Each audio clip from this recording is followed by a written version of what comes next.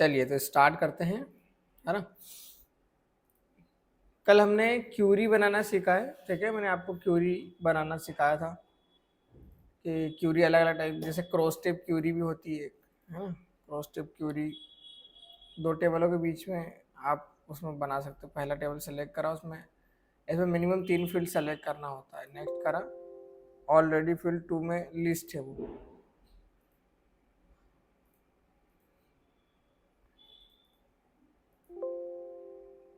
Select many field row and heading.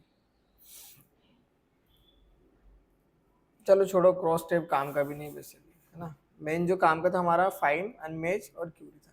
अच्छा, कल हम ये रिलेशनशिप वाले डेटा में एक रेफरेंशियल इंटीग्रिटी को समझ रहे थे, ठीक है। कल लग नहीं रहा था, वो कारण ये है बहुत सारे फाइल रहती ना तो नहीं लगता किसी कारण। अभी भी जैसे अपन परेशान होते थे नहीं लगा था, अब लगा के देखते, ठीक है।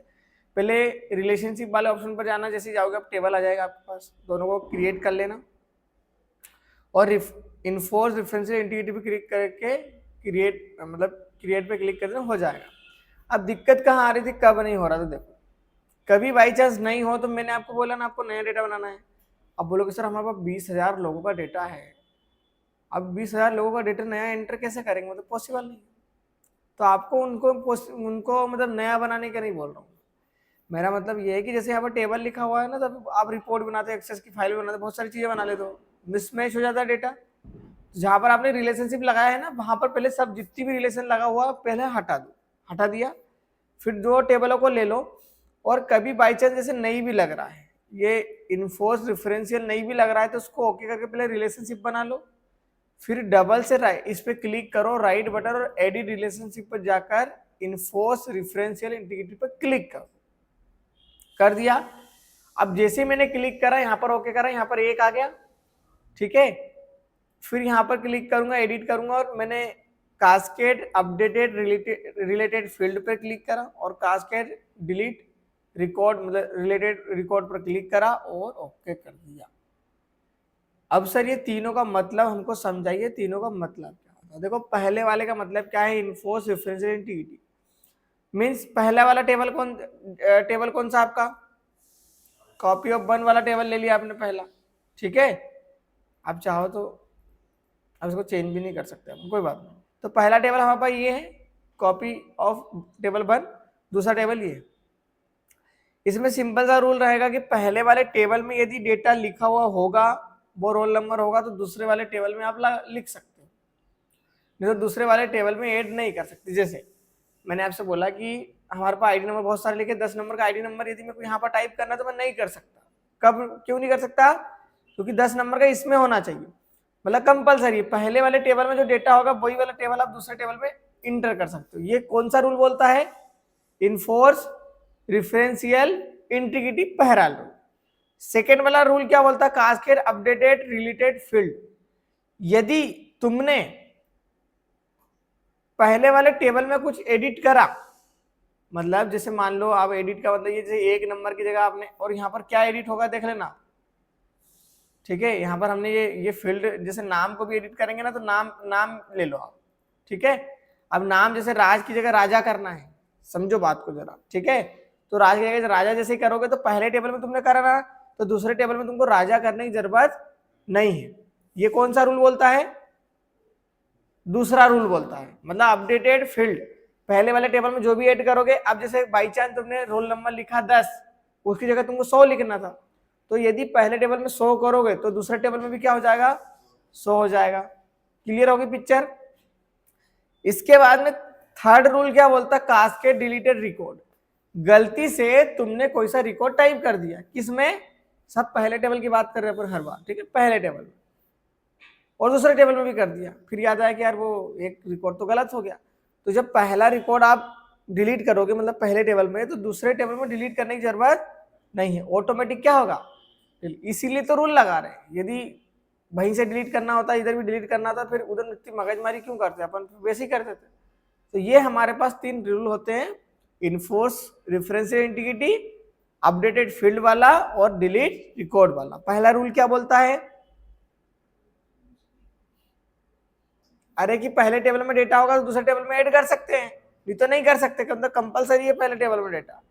दूसरा क्या बोलता है, यदि पहले टेबल में कुछ अपडेट करा तो दूसरे टेबल में ऑटोमेटिक होगा, और तीसरा क्या बोलता है, पहले टेबल में डिलीट करा तो दूसरे में ऑटोमेटिक डिलीट हो जाएगा।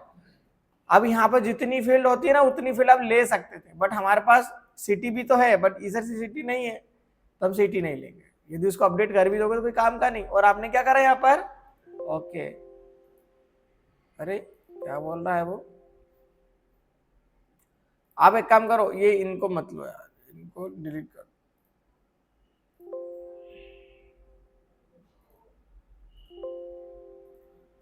सॉरी, डबल से इसको कट करो, राइट बटन, और यहाँ पर अच्छा लगा हुआ है ना, लगा हुआ था पहले से, ठीक है।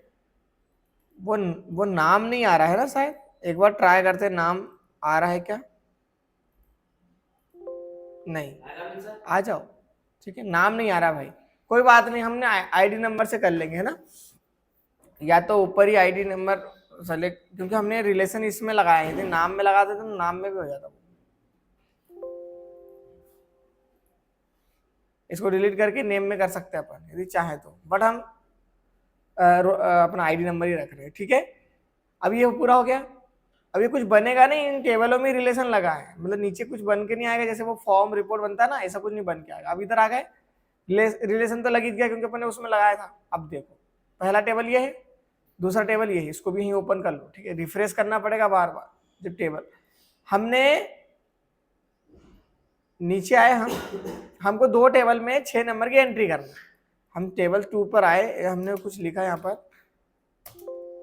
क्या बोल रहा है, you can not add the change record because the related record is required in table, हाँ जो भी है कॉपी ऑफ टेबल 1, मतलब ये वाला जो टेबल है इसमें रिक्वायर्ड डाटा नहीं होगा तो मैं एडिट नहीं कर पाऊंगा। हाँ भैया मत करो, हमने इसको क्या करा, और यहाँ पर समस्या ये आती है कि ये प्राइमरी की है तो इसमें डेटा अपन खाली छोड़ नहीं सकते, है ना, तो इसलिए इसको प्राइमरी की से अपन हटा देते हैं। आप इधर आ जाओ, आपने 6 नंबर की एंट्री कर ली यहाँ पर, इसको रिफ्रेश कर देना। अब यहाँ पर आके 6 नंबर लिख दो, ये आ गया 6 नंबर आ गया, भले इसमें 6 नंबर था तो इसमें भी 6 नंबर आ गया। ये पहला रिकॉर्ड बोलता है इनफोर्स रिफ्रेंशियल इंटीग्रिटी। सेकेंड रिकॉर्ड बोलता है कि आपने यदि कोई सा डिलीट करा, 4 नंबर का डिलीट कर दो, ये डिलीट कर दिया तो इसमें भी डिलीट होना चाहिए, रिफ्रेश कर दो, हट गया 4 नंबर का, इसमें हटाया मैंने, इसमें ऑटोमेटिकली हट गया, मेरे को वो चेंज नहीं करना पड़ा। हमने बोला भैया ये 50 है, ठीक है, हमने कंट्रोल ऐसे सेव कर दिया, रिफ्रेश कर दिया। हम यहाँ पर जाएंगे तो इसमें भी क्या आ गया, ये देखो ये टेबल इसमें 50 है तो इसमें भी क्या है 50। समझ में आ रही बात, सर नाम चेंज नहीं होंगे, एक बार ट्राई कर लेते अपन, है ना, यदि हो जाए तो अच्छी बात है।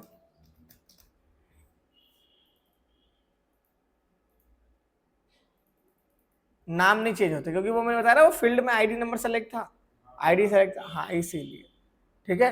यदि आप स्टूडेंट नेम से नेम में रिलेशन लगा देना पहले तो हो जाता, नेम से नेम में लगाते तो 100% होता, फिर वो नेम ही नेम होता। वैसे तो एक रूल के हिसाब से है ना, होना चाहिए कि अपन यहाँ पर फील्ड ले रहे हैं तो, और हो भी जाएगा, बट मैं बता रहा हूँ ना कुछ मिस्टेक हो जाती है कभी से। अभी नेम नहीं आ रहा ना इसे, इसमें ये देखो बता रहा है already use by another person. अच्छा हाँ, ये बोल रहा है कि आपने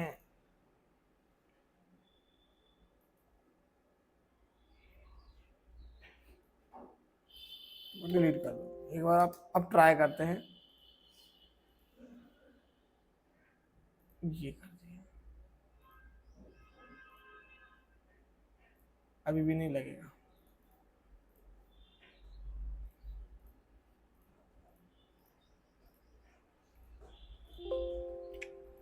एक फील्ड ही लेना पड़ेगा आपको, ठीक है, तो एक फील्ड ले लोगे। समझ में आ गया क्या क्या सिस्टम था। पहले का मतलब इधर एडिट करोगे उधर एडिट हो जाएगा, दूसरे का मतलब था इधर अपडेट करोगे, वो सॉरी पहले का मतलब ये था कि इधर कुछ नहीं होगा उधर भी टाइप नहीं कर सकते। सेकंड वाले का मतलब था कि पहले में कुछ एडिट करोगे सेकंड वाले में एडिट होगा, और डिलीट का मतलब ये है कि पहले में डिलीट करोगे सेकंड वाले में ऑटोमेटिकली डिलीट हो जाएगा। समझ में आ गए, ये तीनों रूल है, बहुत सिंपल है, ये कल ही हम लगा लेते पर वो लग नहीं रहे थे, ठीक। बाकी हमने देखो अभी अपना एक्सेस खत्म हो गया लगभग, ठीक है। अपन ने टेबल बनाना सीख लिया बहुत अच्छे से, है ना। मैंने अपने टेबल में आपको रूल्स वगैरह बता दिया, बहुत सारे रूल्स होते हैं। इसके बाद में फॉर्म बनाना बहुत अच्छा सीख लिया, क्यूरी बनाना सीख लिया, कल ही सीखा, रिपोर्ट बनाना सीख गए अपन, रिपोर्ट विजार्ड बनाना सीख गया, और लगभग अपना एक्सेस खत्म हो गया, क्योंकि इसमें देखो और एक्स्ट्रा चीजें हैं, बट ये हमको पढ़ना नहीं है, ठीक है। एक्सटर्नल में जाएंगे तो थोड़ा सा ये सिखा देता हूँ मैं आपको, है ना। जैसे यहाँ पर लिखा क्या, एक्सेल लिखा है, ठीक है। एक्सटर्नल डेटा में आप एक्सेल पर गए और आपने कोई सा पहले एक फाइल कोई सी देख लेते हैं अपन, जैसे अनंत की फाइल है हमारे पास, है ना। इसको उधर लेके जाना है एक्सेस में, ये वाले फाइल को उधर लेके जाना है, अनंत 1 2 3 4 लिखा याद रखना, ठीक है। इसको कट करो, ये आप यहाँ पर आए और इसके बाद में आप एक्सेल पर जा रहे हो, यहाँ पर ब्राउज पर जाना, ठीक है। डेस्कटॉप पर मान लो फाइल है, किसकी फाइल है, अनंत 1 2 3, ओपन करा और हाँ चेंज हुआ, ठीक है, थोड़ा सा वो लेट होता है।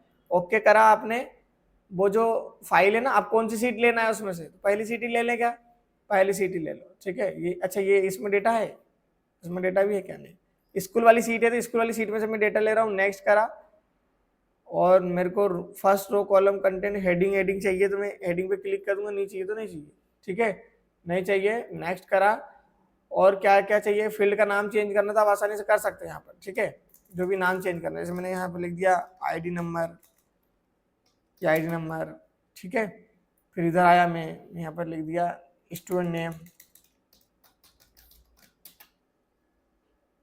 जो भी है वो, है ना। नेक्स्ट करा, कुछ डेटा और एडिट वगैरह करना तो आप आसानी से कर लेना।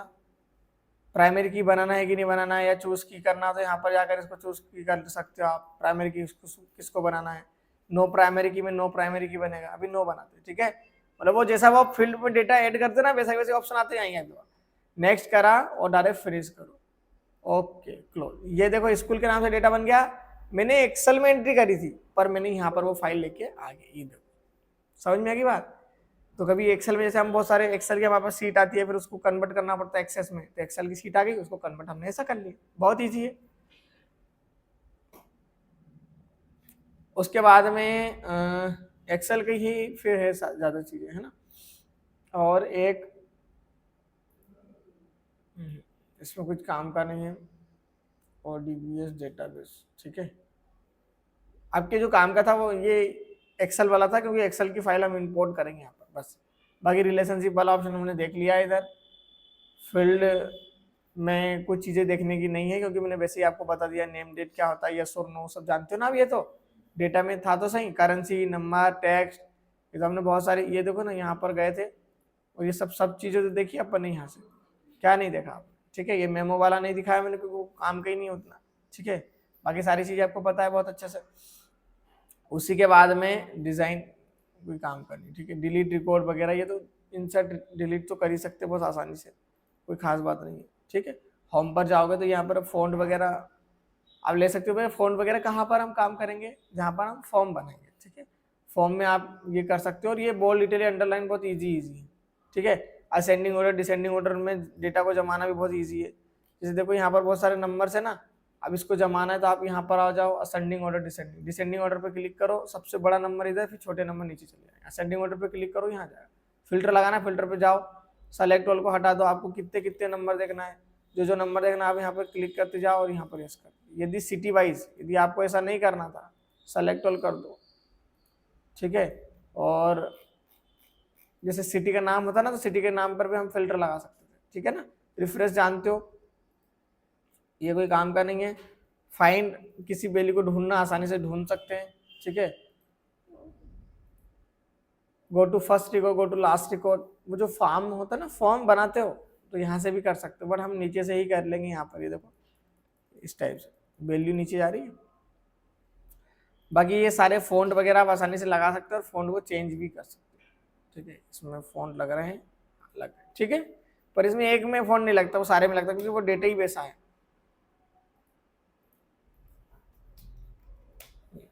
ठीक। बोल्ड अंडरलाइन, और यहाँ से हटा भी दिया। कलर कर सकते हैं आसानी से, एक में कलर नहीं होगा, है ना, क्योंकि वो डेटा बेस है पूरा, ये चीज़ें हैं। फिर इसके बाद आप यहाँ पर जाओ, डेटाबेस को सेव करना आपने सीख लिया है, डेटाबेस को सेव यहाँ से करते हैं, नहीं कि यहाँ से, ठीक है। सेव बस ऑब्जेक्ट, मतलब आप देखो ऑब्जेक्ट का मतलब और डेटाबेस का मतलब समझा दो। ये जो दिख रहा है ना, ये तुमको अलग अलग ये सब ऑब्जेक्ट है। जैसे रिपोर्ट तुमने बनाया ना, जो फॉर्म बनाया तुमने, वो सब ऑब्जेक्ट में आएगा। तो उनको सेव कहाँ कर रहे हैं हम? डेटाबेस में।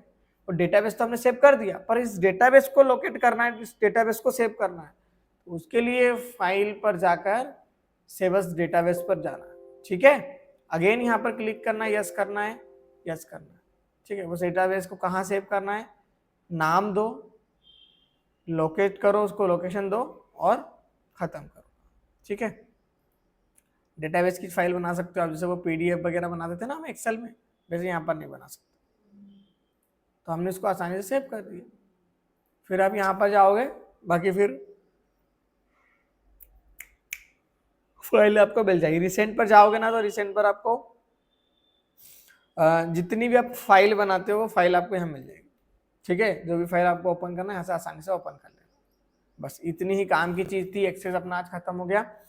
अब आज अच्छे से प्रैक्टिस कर लो, कल सैटरडे होगा, कल प्रैक्टिस कर लो। मंडे से अपन चीज नहीं स्टार्ट करेंगे, इंटरनेट भी चलेगा और बेसिक भी चलेगा, ठीक है।